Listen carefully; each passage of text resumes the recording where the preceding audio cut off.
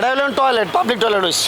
ইসলামের সাথে বেয়াদবি করছে, এই বাংলাদেশ থেকে তারে ধ্বংস করে দিয়ে একদম হিন্দুস্তানে পাঠাই দিচ্ছে। তো ইসলামের সাথে বেয়াদবি করছে আর এই লোকের লোকে বেয়াদবি করছে। এই যে ক্যামেরা এখানে ধরেন না, মিডিয়া দেখাইবেন, আপনারা তো আবার দেখেন না ভালো কথা বললে।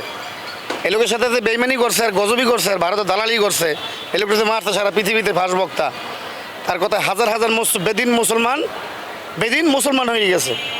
কিন্তু আমি কিন্তু মুসলমান বানাইতে পারিনি কাউরে, মুসলিম দাবি করি, তাই না?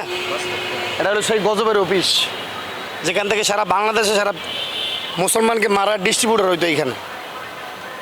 আল্লাহ তাআলা ইসলামের সাথে বেয়াদবি করছে, এই বাংলাদেশ থেকে তারে ধ্বংস করে দিয়ে একদম হিন্দুস্তানে পাঠাই দিচ্ছে।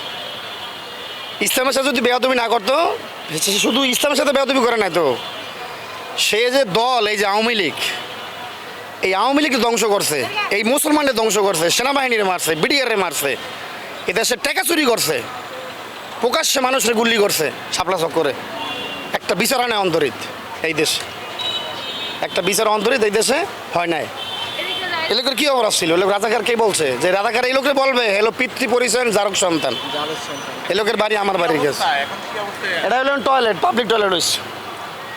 আল্লাহর সাথে যেমন বেয়াদবি করছে, দুশ্মনী করছে ইসলামের সাথে, এটা পাবলিক টয়লেট হয়েছে।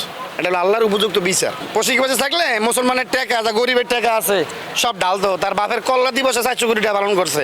এগুলো বলি নাই আমরা সাধারণ জনগণ। আমাদের কষ্টের পয়সা নিয়ে আজকে এসির বাতাস খায়। কি খায়?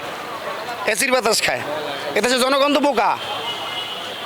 আজকে যে সচিবালয় যারা থাকে এদের গরিবের টাকার এসির বাতাস খায়, আর এই পরিশ্রম করে এই যে ফুটপাতে দাঁড়ায় সারাদিন রোদ্দুর।